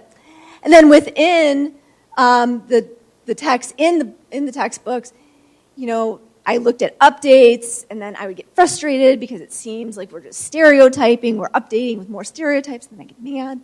And then on top of it, I was asked to be on the district's place-based education. Yeah, you want to move that, I'll knock it over. I was asked to be on the place-based education committee because it turns out that the district owns an island in the middle of Orchard Lake, which is awesome, and we're going to use that and expand our educational offerings. That's a whole nother story. And then I can't compete with the children who are, reading the glowing phones in their laps. So I'm not as interesting as all of that. So here was my initial problem of practice. What does it mean to diversify our ELA curriculum? What does that look like? Not only for what we read in the classroom, but for the kind of writing that our students produce. I don't know about you, but the amount of 5-paragraph essays that I have written in all of my years, really in real life, not so many. So how do we rethink that? And this, interestingly, is the very first conversation I had when I met Kendra, Dr. Hearn, to the rest of you, in the Michigan Union when I went for an interview to get hired for West Bloomfield High School. And here we are 26 years later, still having the same damn conversation. So really it was, meant to be. And the realization was, well, let's ask the kids what they think. And surprisingly, they were interested in having this conversation. And whether there's money, whether there's not money, work with the texts that are in front of us and seize those opportunities when they come up, especially if you've got a grant for place-based education. Ask for things, which I did. Also, and this comes from Dr. Moje's class, she blew my mind when I started my teaching program because I didn't know graffiti could be text. I didn't know a football game could be a text, which taking your class really, that took the world around me, and I saw everything as a text, which has served me so well because the internet was in its infancy at that point. I'm sorry, it was. And so, but that has served me so well as we've become more digital, right? But that low-tech stuff is a text, too. I have a literary garden at the high school, and that is a text in and of itself. And that helps me when I was thinking about Apple Island. What about the land beneath our feet? How is that a text, too? And so that gave me the opportunity to have kids think critically. When AI generates something for you, think about whether or not it's true. You can't just take it at face value. But the same thing, when we land on Apple Island and we see that National Historic Register, whose voices are elevated, whose voices are silenced. So everything, whether you're getting an ad, on social media, whether you're getting, a Google website, whether you are looking at a plaque somewhere, think about those texts that you are getting, because who is writing them? Who's behind them? Who is the master of that medium, and who's giving you those messages? So the improvement plan was to challenge students to question all of those texts that they take for granted and to think about what exactly is a text and put that into conjunction with the school text that they're reading, dare students to update the textbook and anything else that I give them, and then seize every opportunity to connect canonical texts to present-day questions in our community. Fortunately, I had asked for some funds for contemporary indigenous texts because at the same time that I was doing all of this work to create curriculum for Apple Island, I had already, previous to that, been working to bring in Anishinaabe indigenous texts to my American Lit classes, because those yellow textbooks, deserts and teepees, and that really is not at all what is representative of the Anishinaabe people. So, because in my research and brought the kids on board with the research, we found out that on Apple Island there were indigenous graves that had been disturbed and robbed in the 1900s. And we were very bothered by that. The district had no knowledge because they hadn't done the research going back that far. And so the year before, Michigan Humanities, the Great Michigan Read, had been Angeline Booley's Firekeeper's Daughter. So we had brought that in because we were able to get free books, because you find where the opportunities are. And then Warrior Girl on Earth deals with those issues of NAGPRA, and it provides a vehicle to have those conversations.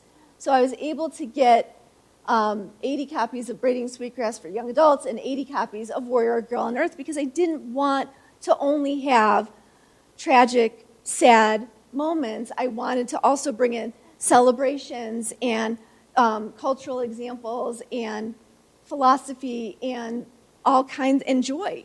Frankly, we need joy, and we need humor, and we need moments of celebration, because it can't always be tragic. So in reading Warrior Girl on Earth, my students just fell in love with Perry and really understood, gained a lot of empathy, for her desire to reclaim her ancestors, and in turn gained a lot of empathy for the situation on Apple Island. If that, I heard over and over again, if those were my ancestors, I would want to know, I would want to do everything I could to reclaim that grave, to reclaim those funerary items. And that also tied in to this idea, and my kids and I have been debating this for months. Even though the things that happened on Apple Island happened prior to the district having any sort of responsibility via NAGPRA, the kids and I have had this conversation. Although they don't have any legal obligation, do they have a moral obligation as a school district to hold themselves to a higher standard to do the moral thing as opposed to the legal thing and set an example for the students in their care? And I could not look away from the difficult things that needed to be done, because how could I teach Antigone? How could I teach civil disobedience with any kind of fidelity if I did not do the kind of work that needed to be done? I couldn't do it. So my students developed a lot of empathy. They, to a person, told me, I knew that Native Americans had faced a lot of racism and a lot of, discrimination in the past, but I didn't know about boarding schools. I didn't know about, that bones had been stolen and experiments, and I didn't know funerary items had been stolen and not given back. And then we would wrestle with these tough questions. We're still wrestling with these tough questions. However, when you do place-based education, when you do project-based education, oh my word, there's a lot. So communication, there's all these, within the district, there are all these separate stakeholders, and then there are bigger stakeholders in the community. There are legalities that are way above my pay grade. You have so many different stakeholders. There is a historical society. I finally got a hold of one tribe, found out that there was a second tribe that we needed to involve.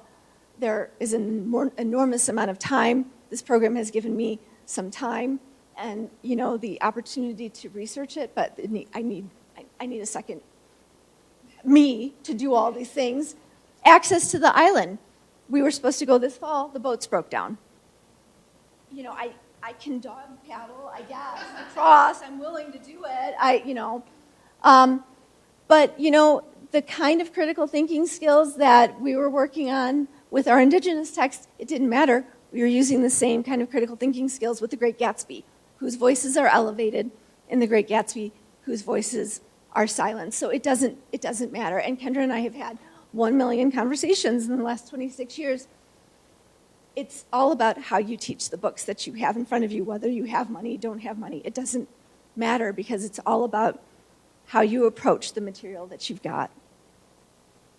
So, if you're a new teacher, don't give up. Don't let my tail, steer you, because you can't say, oh, it's going to be too hard. You can't. And let the kids lead the way. To see them develop that empathy, to see them develop that concern about people that they don't know. I know that I made a difference this year. Kendra's mantra, go with the willing. Jen, just go with the willing, which I've clung, I may get a tattoo of it. The critical thinking is what matters, because it doesn't matter what text they have in front of them. That's what they need. Work with what you have and with the people that know what you're trying to do.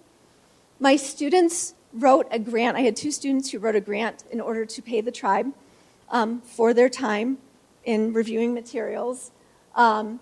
They're trying to create a museum at the high school. If we can bring the Apple Island materials over from the Historical Society to the museum so that they can do research. Right now, the museum that has the Apple Island materials is only open 2 Sundays a month from 1 to 4.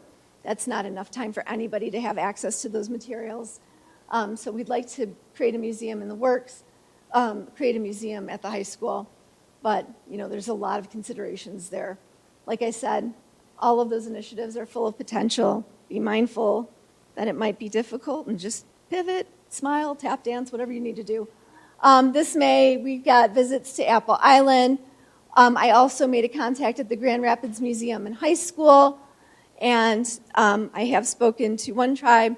They have offered to do presentations by 2 tribes, and then working with the Grand Rapids Museum curators and archivists will determine what the needs are and feasibility for a student-run museum and research hub at the high school. And then this fall, and I'm not part of this program because I cannot be everywhere at once, there are some teachers in the English department who will be piloting new materials for ELA, and then hopefully I can weigh in with what I've been doing and have some conversations. Did I stay within 6? I don't even know. I hope I did. So is this on? Hi. I think place-based education is just so important, and I'm just so fascinated and inspired by your work. But my question for you is more of just an academic one, because I'm only a second-year undergrad and I haven't begun my practicum studies, and I'm unfamiliar with the term canonical texts. I was just so that would be like the Great Gatsby. Those would be like the canon, right? So the canon. Okay, yeah, that's it. But thank you so much. Oh, well, you're welcome. And any way I can help you, let me know. Anything else? Yeah. I'm just curious if there's been involvement from like the social studies department at your school, kind of cross-curricular. So this is fun. This is fun. One of our new teachers is a former student of mine, and she's a history teacher. And so, yeah, she's part of the place-based education team. Awesome. Thank you. Yeah, yeah.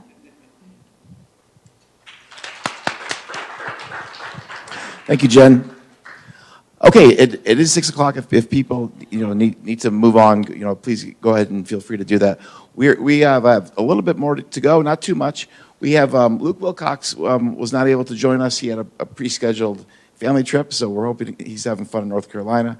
And but he did send in a video, so we're going to do that, and then, like I said, just a quick roundtable, and then we'll wrap things up. Thanks. But these stories have been so great so far, just like getting into all the nuance. It's really been wonderful. Thanks again for all the great stories. All right, let's hear from Luke Wilcox. Hello to everyone that is at the Teach Blue Fellows Symposium there in lovely Ann Arbor. My name is Luke Wilcox, a 2001 graduate from the Marsal Family School of Education and math teacher at East Kentwood High School in Kentwood, Michigan. I'll start by doing a little bit of bragging about my school. East Kentwood High School is the #1 most diverse public school in the state of Michigan. We have over 70 different languages being spoken in our hallways. And I'd like to start by taking you back 23 years to my very first year of teaching at East Kentwood High School. My classroom looked a lot different than it does now. Desks in nice, neat rows, teacher lecturing, students quietly taking notes, like this student here. And I was getting decent results. Grades were good and failure rates were fairly low. Now, despite this apparent success, my student surveys revealed some unintended negative consequences of my lecture-based instruction. Here's what I found. Students told me that there was way too much sit and get instruction. Next, students told me that they were good at memorizing algorithms, but they struggled when it came to problem solving. And finally, not all of my students were finding the same levels of success. I started to think that my classroom needed a refresh, and I was lucky enough to have some inspiring colleagues who began challenging me to shift my classroom to be more student-focused. The big change happened when my colleague Lindsay Gallus and I set out to build a new intro stats class. We wanted it to be interactive and driven by student thinking. And after much trial and error, we finally arrived at an instructional model that we now call Experience First, Formalize Later, or EFL for short. So what does this model look like? Most lessons start with a big question to be investigated. Nothing too mathy here, just hoping to spark some natural curiosity. Is climate change real? How fast does Spotify download music? Then, before any teacher instruction, students begin by working on the activity together in small groups where they try out ideas, develop and refine their strategies, and build on the ideas of their peers. Students are then invited to write their ideas on the whiteboard. The teacher then uses the student responses to launch a full class debrief of the activity. Students are asked to explain their thinking, and the teacher builds on these ideas, often making connections between different student responses. The real formalization is when the teacher gives names to the student discoveries by layering formal definitions, formulas, and notation on top of the student work. In the end, the teacher helps students summarize the big ideas of the lesson. Now, this is not a new idea in math education. There has been mountains of past research showing that a student-centered approach works. What makes EFL different is that it provides a specific framework for this learning to happen. Now, back to my classroom. This is Abigail Esbrook. After 3 years of EFL math classes at East Kentwood High School, she was inspired to pursue a STEM degree from Michigan State University, where she will become the first in her family to earn a college degree. And this EFL teaching model is not just for Abigail, it works for all students. But most importantly, it is for the silent students who have been left behind in the traditional lecture-based instructional model. Here's what my students have told me. Students are now taking personal ownership for their learning. They are much better at thinking and reasoning rather than just memorizing. And finally, a much wider group of students is finding real success in this model. And then in 2018, I was recognized as the Michigan Teacher of the Year, an honor that provided me with the opportunity to visit math classrooms around the country. I was hopeful and excited to see more student-centered learning in action. But that is not what I saw in classrooms. What I saw was nice, neat rows, teacher lecturing, students quietly taking notes. And the result of this is that a lot of students are being left behind. It became clear to me that we need a big change in math education, a shift in who is in charge of the learning, a shift away from memorizing algorithms, a shift away from silent students. What we need is an EFL revolution. Now, true revolutions are not created by a top-down leader with a grand vision. Revolutions happen because of the passionate people on the ground, a community who fights for what they believe in and spreads the word to others. In order to create a true math education revolution, it has to start with the people on the ground, which is all of the teachers in the classrooms. It cannot be the newest initiative of your curriculum director or your superintendent. It has to start with you. So my final challenge to you all is to join us in this revolution. A quick Google search for EFL will point you to hundreds of these lessons. Try these lessons in your own classrooms. Share them with others. Thank you and welcome to the EFL revolution. He has a website called mathmetic.com. So he's been able to take this method and really, broaden its reach. I think he told me that site has had 100,000 hits. And so the funding is, he could explain it better than I can, but basically it packages this type of instruction for free for teachers in schools across the country and beyond. So that's Luke's great work that he's been doing. All right, so we are going to move on now to our short roundtable. So my question is going to be for our fellows, then we're going to introduce two of our new fellows. And so I'll just keep it brief. We have one quick question for each of our fellows, and that is, what's one thing that you learned about learning through this process? What's one thing that you learned about learning? You might want to turn on the microphones there on the tables. I'll go first. So what I learned is the importance of understanding and realizing where a student is and where they can go, not compared to their peers necessarily, but more what are their strengths and how can I move those strengths to a higher level for them.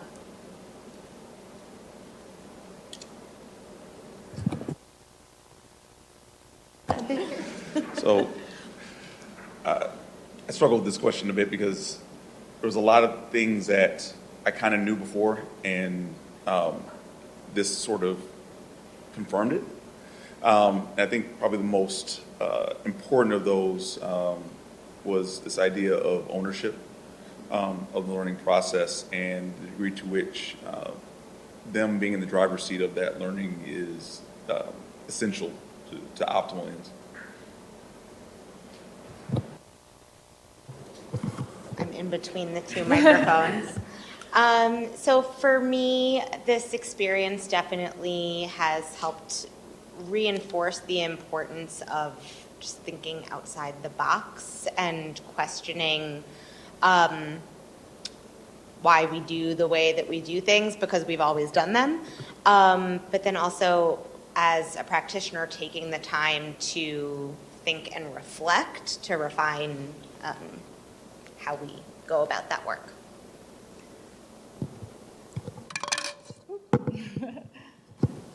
So one thing that comes to mind for me is that, teaching is a really tough job, and it can be a lot sometimes, but positioning yourself as a learner just rejuvenates it, in my opinion. Like, I feel like, I loved my time as a student, and I loved the big questions I tackled, and as a teacher, you can sometimes get bogged down in the daily minutia, but, positioning yourself as a lead learner just breathes life into this occupation. I'm going to echo Abby there. I mean, you would think that after so many years in the district that I knew every nook and cranny of it, and I was learning right alongside my students. But the other thing that I think is really significant and important is that the questions that we came up with can't be answered with AI, and they matter. And I think that at the end of the day, that's the sort of thing that we need to be thinking about as we design anything in our classrooms, is not what is AI proof, but why is what we are learning, what is what we're asking to do the students, why does it matter? We can't continue to do the rote and because we've always done it. And I think that that's huge. Thank you. Thanks, everybody. Okay, and now is the time when we're going to hear from our two new fellows from our second cohort. And so we had our first work session, and we started the process with defining a problem of practice. We're not done with that, but we just want to hear a little bit about what each of our two fellows are thinking about their problem of practice. So Michael Ziegler is from Novi High School, and he teaches ELA, and he's also a content area leader. And so he's, the Teach Blue Fellows, a lot of the fellows wear different hats. And so Mike's an example of that as a curriculum leader and as a classroom teacher. So Michael, why don't you share what you're thinking so far? Sure. Hi, everybody. Content area leader is a title in our district. It's not an arrogant take on how much I know about content. The problem that immediately occurred to me, and I'm still batting around a couple ideas, but I teach AP Lang and AP Research. And the issue is more one that we deal with in AP Lang, which is that the kids right away have to start reading these really complex, dense texts, right? A lot of them have historical significance, or we talk about the rhetorical situation of who's speaking, who they're speaking to. Like, all of these things matter to making meaning, right? And so the problem that we see even in kids who are like technical high-level readers, lexile-wise, et cetera, they're content shallow, right? We've come to literally using the metaphor of a contextual pool. You need a breadth of knowledge about the world to make sense of a lot of texts, and sometimes you need a real depth of understanding of certain concepts to really understand what a text is doing. And so, if you read Gandhi's letter from the Salt March, if you know nothing about that at all besides Gandhi did some peaceful protesting stuff, your understanding of that text is very different than someone who has a deep knowledge of that era of history and the colonialism of India, et cetera, et cetera. So the problem I want to address is how do you help those kids fill and broaden and deepen their contextual pool in the time window that you have with kids? And I'm hoping through my role as content area leader, which is like a department chair, there may be ways that I can hopefully attack the problem a bit vertically across the district, but more so I have obviously more control within my own classroom and what strategies can I implement to help kids kind of gain that contextual knowledge that changes and transforms your understanding of a text. Evelyn, if you wanted to share with us what you're thinking about a problem. Well, first of all, I just feel so excited. I feel like I want to go into school tomorrow and be like, hey, let's work as a team. And by the way, while we're working as a team, let's do this really cool family history project and also like tackle a place-based problem with real relevance for our kids and do some small group work. And while we're at it, mastery-based like feedback. So I feel really inspired. The problem that I'm hoping to explore in the upcoming year is at Scarlett Middle School. We're the partnership school for University of Michigan, so we have a lot of teacher education interns at our school, and I'm interested in exploring how we can help the student teaching interns better connect what they're doing in their university coursework with what they're experiencing in the field.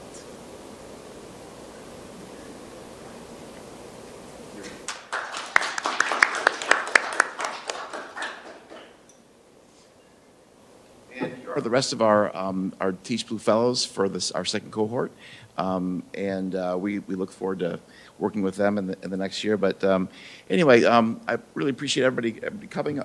These were wonderful stories to hear. We all, as educators, we love learning, and it also reminds us we know all too well how messy it is for learners. Learning is hard and learning is messy. And then also part of this program is we want to show that teaching is messy and teaching is hard, and we want to surface that sort of that messiness and to make it authentic, to show what the work of education is like. And so we look forward to hearing from our new fellows, and we look forward to tracking their stories. So thank you again for joining us. And in fact, at the end, if the new fellows and the I have to call you old fellows now, you can if you want to cross over a little bit and chat, maybe if you have any questions or some advice, we can do that. But anyway, thanks for joining us tonight.